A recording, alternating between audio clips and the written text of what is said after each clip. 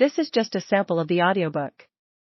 To get the complete audiobook, access the link posted in the first comment.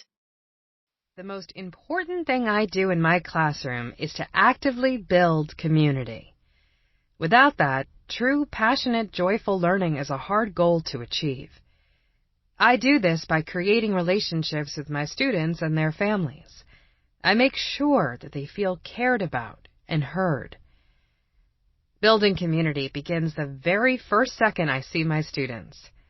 I show up every day to teach an amazing group of third graders.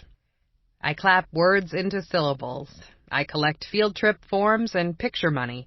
And I try to make sure Ali doesn't pour glue on Julia's head. Again. I make sure to greet my students each morning by saying, "I'm so glad you are here. And I care about you. Do you believe me?" One day, a student responded, "Ugh, yes, I know you care about me. You tell me that all the time." That was the best eye roll I've ever gotten as a teacher. Creating a sense of community continues throughout the school day. It is in the comfortable seats I provide for my students. It happens when I hand them a book I know they will love, or show my genuine thrill that a yellow belt in karate was finally earned. It is in the way I comfort them when they are hurt, and laugh at inside jokes we share. There are a million little ways that I actively build community in my classroom. As you listen to this book, I am sure you will realize that there are a million little ways you do this in your classrooms and offices every day, too. Much to my surprise, one of the little ways I build community went viral. It was a simple exercise. I asked a question and listened for the answer. As a first-year teacher, I worried about how much I didn't know about my students. I explained to them that I wanted to get to know them better. I wrote, "I wish my teacher knew" on the board and asked them to complete the sentence. Each student's response was unique. They responded with honesty, humor, and vulnerability. Sometimes their notes talked about their favorite sport. Sometimes students complained about conflict with siblings or friends. They wrote about their home life and the people who meant most to them. Sometimes they articulated their hopes for the future, and sometimes they explained obstacles they were facing. After completing this lesson, I was amazed at how well it helped me connect with my students. Their notes became a tangible reminder for me to truly listen to the voices of students in my classroom. It was always a meaningful lesson for me, but the problem was that the power of the lesson stayed inside room 207.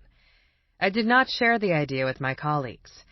I thought that a simple question wasn't important enough to share. That was until one night when my cat knocked over a basket and out tumbled a crumpled orange note I had saved. In shaky handwriting it read, "I wish my teacher knew I don't have pencils at home to do my homework." As I reread those words, I felt the same ache as the first time I had read them. I thought of my former student and how, even though she didn't always have access to basic resources, she still came to school every day so willing to try, willing to struggle, and willing to learn. After years of teaching, I have learned the sad reality is that her situation was far from unique. I wondered what the millions of children in our country's classrooms would say to their teachers if given the opportunity. I decided to share the activity with other teachers. I took a picture of the note with my cell phone and uploaded it to my new Twitter account. I typed in this girl's words and hit the tweet button. My goal in posting this little girl's note was to share a simple message with other educators, that students will share their realities with us if we simply give them an invitation. The real power of this exercise, and why so many people responded to it, has to do with the raw truth of the students' words. When we are willing to really listen, our students might feel safe enough to express their truth. As teachers, we need to ask so that students will answer. But we also need to listen so our students are heard. Soon I began to get messages from around the world. I heard from teachers inspired to ask their students the same question and who began to share their responses. States away, fellow teachers had their students complete the simple sentence. Notes written on index cards began to form meaningful relationships between